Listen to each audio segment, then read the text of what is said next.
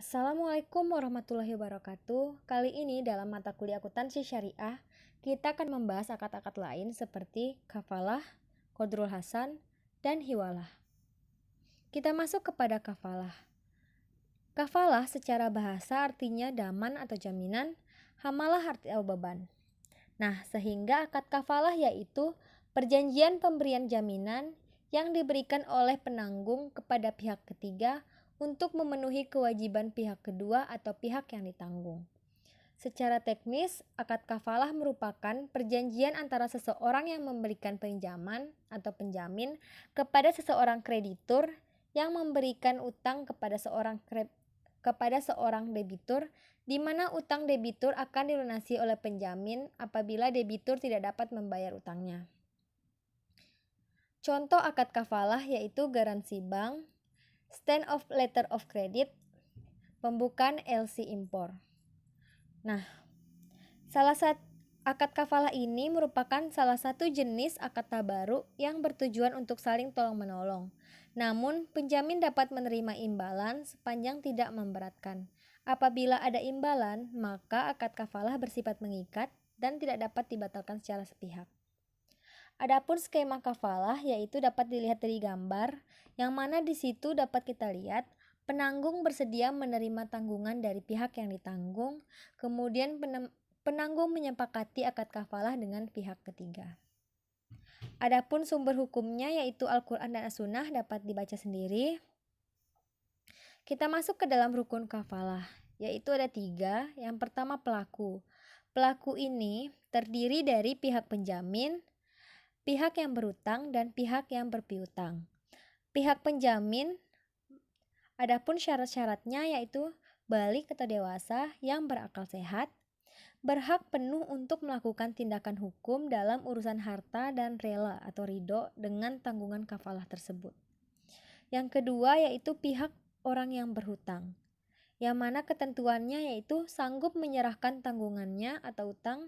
Yang selanjutnya yaitu dikenal oleh penjamin. Yang ketiga adalah pihak orang yang berhutang, yaitu ketentuannya diketahui identitasnya, dapat hadir pada waktu akad dan memberikan kuasa, berakal sehat. Nah, selain itu objek penjamin merupakan tanggungan orang atau yang berhutang, baik berupa uang, benda, maupun pekerjaan. Bisa dilaksanakan oleh penjamin. Harta merupakan utang mengikat, yang tidak mungkin dihapus kecuali setelah dibayar atau dibebaskan. Harus jelas nilainya, jumlahnya, dan spesifikasinya, dan tidak bertentangan dengan syariah. Ijab kabul. Perjanjian dan ekspresi saling ridho atau rela di antara pihak-pihak pelaku akad yang dilakukan secara verbal, tertulis, melalui korespondensi, atau menggunakan cara-cara komunikasi modern. Berakhirnya akad kafalah ketika utang telah diselesaikan, baik oleh orang yang berutang atau oleh penjamin, atau jika kreditur menghadiahkan atau membebaskan utangnya kepada orang yang berhutang. Yang kedua yaitu kreditur melepaskan utang kepada orang yang berhutang, tidak pada penjamin. Maka penjamin juga bebas untuk tidak menjaminkan utang tersebut. Namun jika kreditor melepaskan jaminan dari penjamin, bukan berarti orang yang berhutang telah terlepas dari utang tersebut.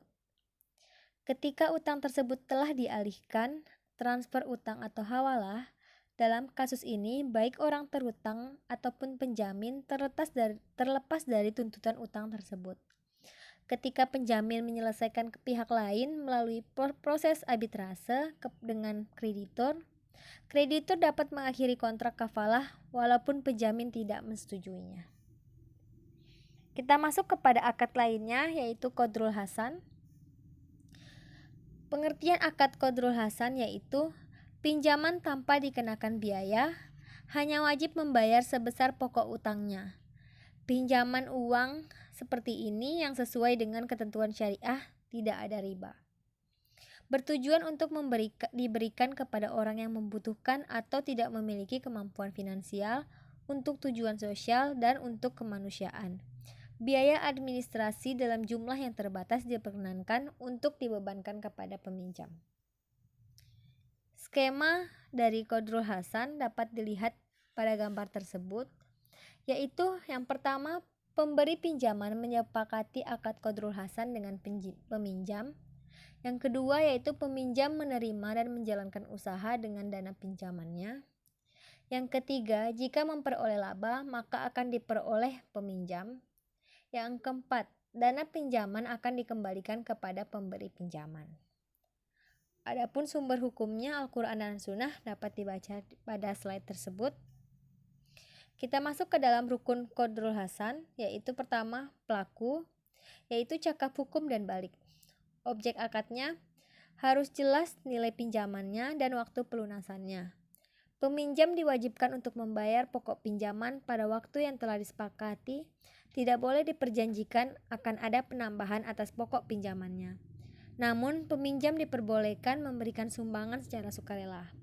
Apabila memang peminjam mengalami kesulitan uang, maka waktu peminjaman dapat diperpanjang atau menghapuskan sebagian atau seluruh kewajibannya. Namun, jika peminjam lalai, maka akan dikenakan denda. Ijab kabul adalah pernyataan dan ekspresi saling ridho atau rela di antara pihak pelaku akad yang dilakukan secara verbal, tertulis, maupun korespondensi atau menggunakan cara-cara komunikasi modern. Kita masuk kepada akad yang ketiga, yaitu hiwalah. Hiwalah adalah secara bahasa pengalihan, pemindahan, atau perubahan warna kulit yang memikul sesuatu di atas pundak. Akad hiwalah adalah akad pengalihan utang dari suatu pihak yang berutang kepada pihak lainnya yang akan wajib menanggung atau membayar utangnya. Akad pengalihan utang dari salah satu pihak yang berutang kepada pihak lainnya yang berkewajiban menagihkan utangnya. Jenis hiwalah. Objeknya yaitu ada hiwalah al-haq, pemindahan hak atau anjak piutang, adalah hiwalah yang merupakan hak untuk menagih piutang. Yang mengambil alih piutang harus berhati-hati dan kredibilitas dan kemampuan pihak yang berutang selain harus melihat keabsahan transaksinya. Hiwalah ad-dain atau pemindahan utang adalah hiwalah di mana yang dipindahkan adalah kewajiban untuk membayar utang. Pihak yang mengambil alih utang harus yakin pihak yang diambil alih utangnya dapat memenuhi kewajibannya di kemudian hari. Adapun skema dari hiwalah dapat dilihat di situ. Yang pertama adalah pembeli dan penjual melakukan transaksi jual beli. Kemudian penjual menyerahkan barang dan berhak menerima uang atau mengakui piutang. Yang ketiga, penjual mengalihkan hak tagih kepada pihak pengambil alih. Yang keempat, pengambil alih membayar kepada penjual. Yang kelima, pengambil alih menagih kepada pembeli. Yang keenam, pembeli membayar kepada pengambil alih. Nah, jenis hiwalah yaitu syarat-syaratnya ada hiwalah al-muqayyadah atau pemindahan bersyarat. Adalah pemindahan sebagai ganti dari pembayaran utang pihak pertama kepada pihak kedua. Yang kedua yaitu adalah hiwalah al-mutlaqah atau pemindahan mutlak, yaitu pemindahan utang yang tidak ditegaskan sebagai ganti dari pembayaran utang pihak pertama kepada pihak kedua.